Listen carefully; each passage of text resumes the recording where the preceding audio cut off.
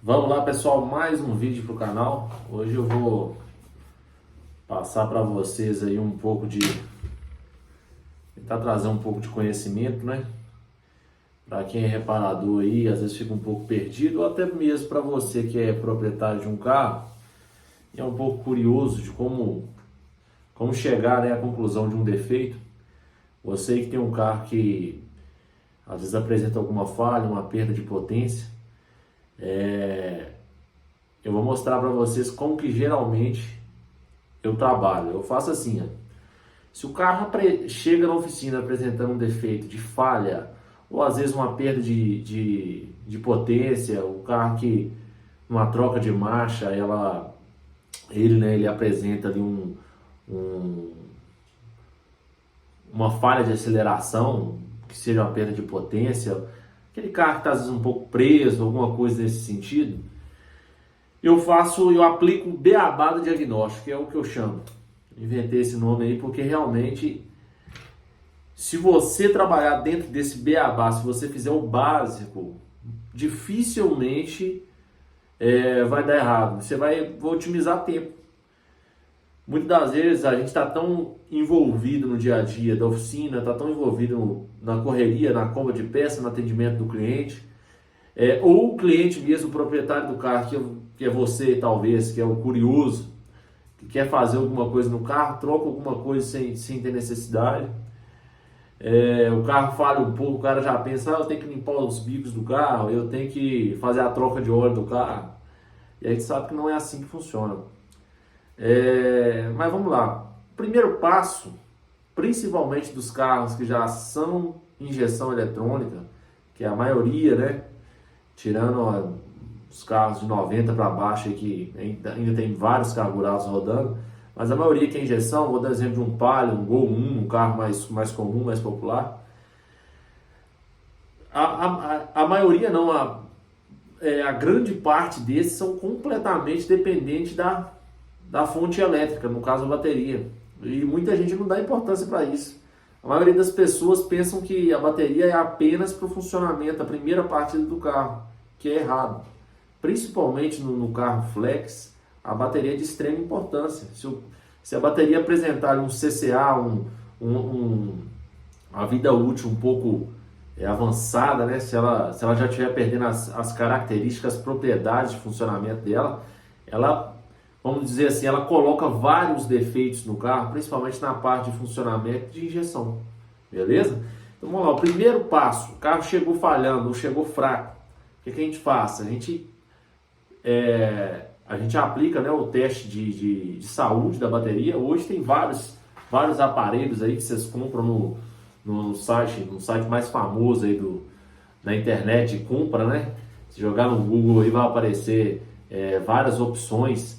Se você colocar lá testador de bateria, que é diferente do multímetro, porque esse vai avaliar a saúde, vai olhar o valor de resistência ohmica dessa bateria.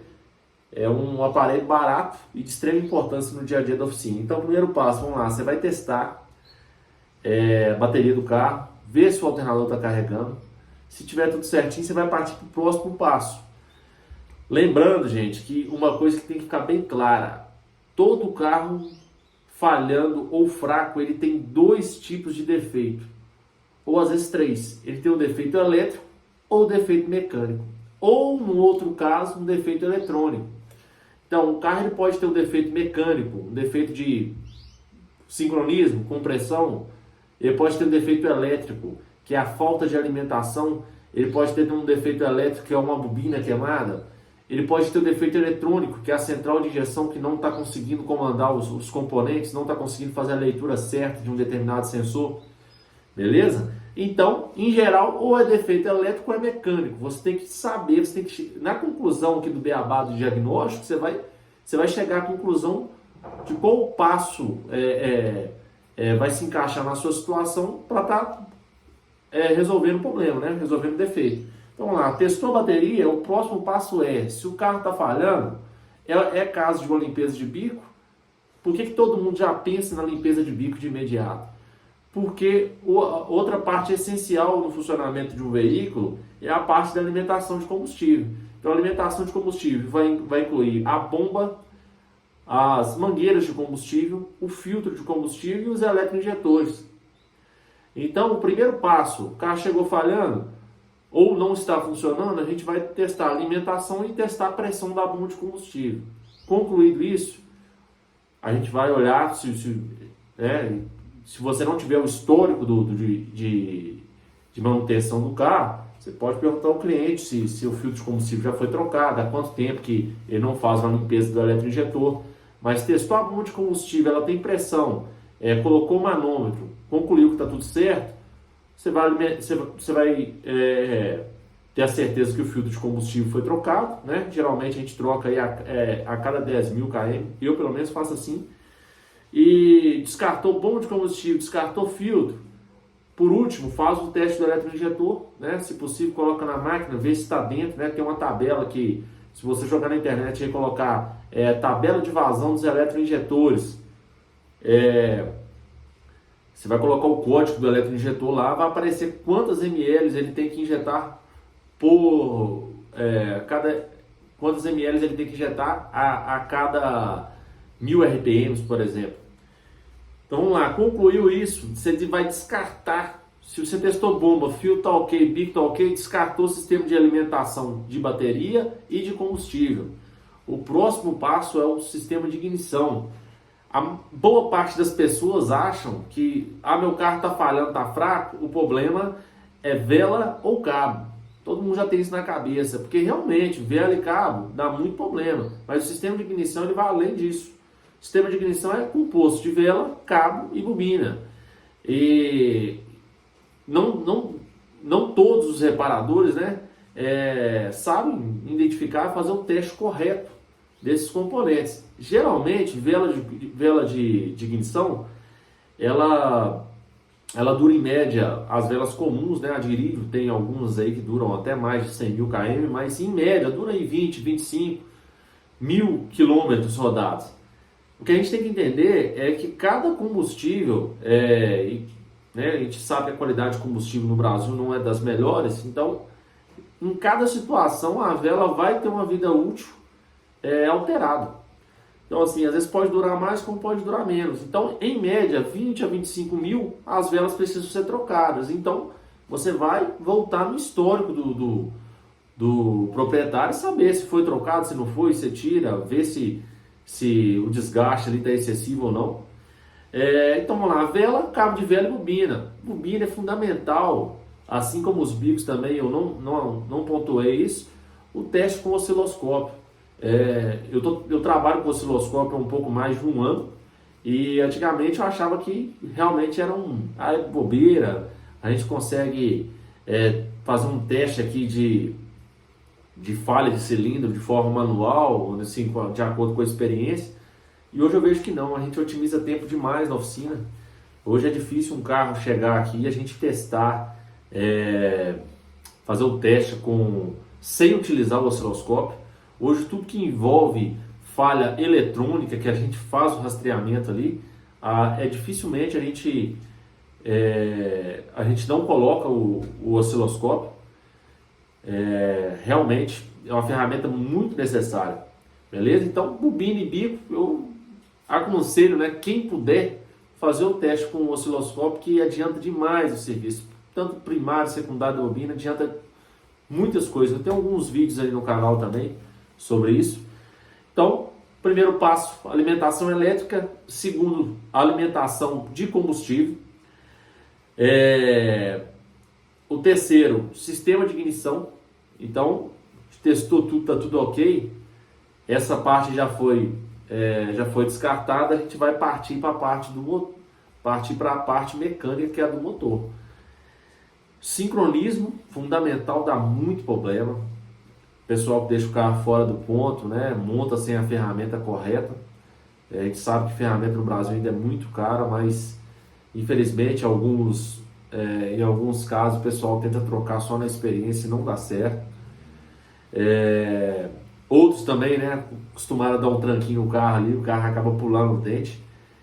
Isso aí deixa o carro fora, o carro ficando fora de sincronismo, atrapalha o tempo de injeção, o tempo de queima, o carro demora a pegar, fica mais, consome mais combustível por conta disso.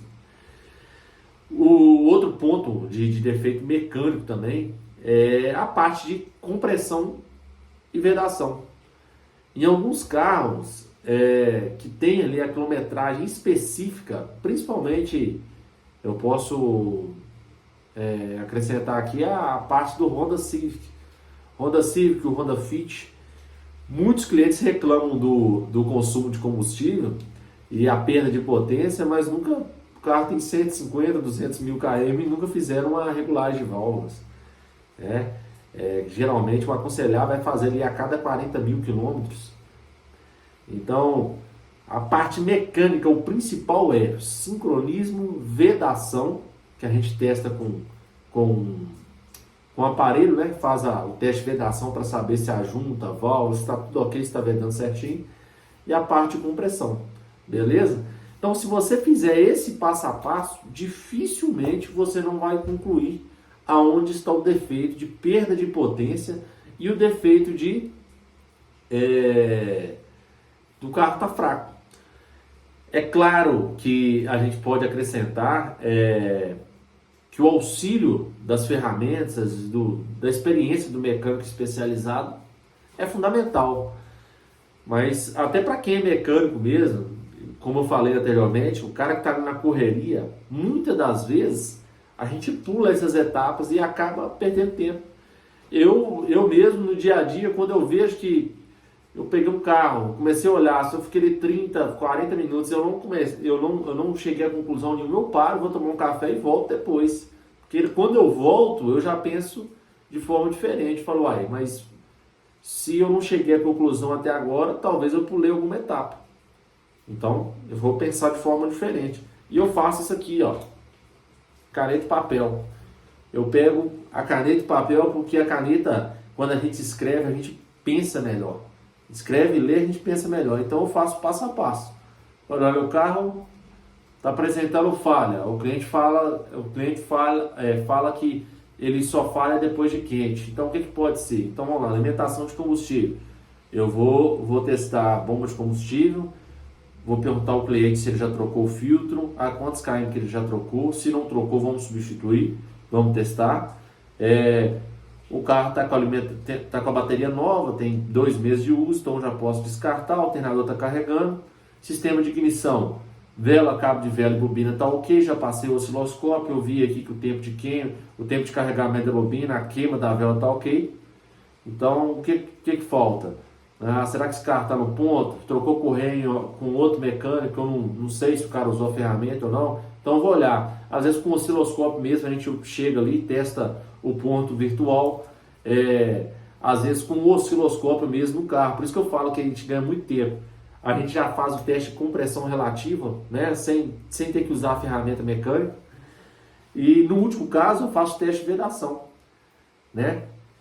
Dentro desse passo a passo aqui, dificilmente, tirando isso aqui, dificilmente a gente não chega no defeito. Quais os casos que não entram aqui dentro disso que eu falei? Aí que é o que tem que ser pensado por último, porque senão você perde muito tempo. Vou dar um exemplo. Central de injeção com defeito, catalisador entupido. Qual outro exemplo que eu posso dar? Curto-circuito no chicote. Isso é coisa que a gente pensa por último. Por que eu falo por último? Porque senão quantos amigos aí já tiraram o catalisador do carro achando que o carro estava perdendo potência por causa do catalisador? Quantos amigos já tiraram a central, mandou para o cara testar a central, sem antes fazer esse passo a passo que eu estou dizendo? Quantos amigos já condenaram o chicote do carro? Quando eu falo assim, gente, não é porque o mecânico ele usou de maldade, mas sim porque às vezes na correria ele pulou essas etapas.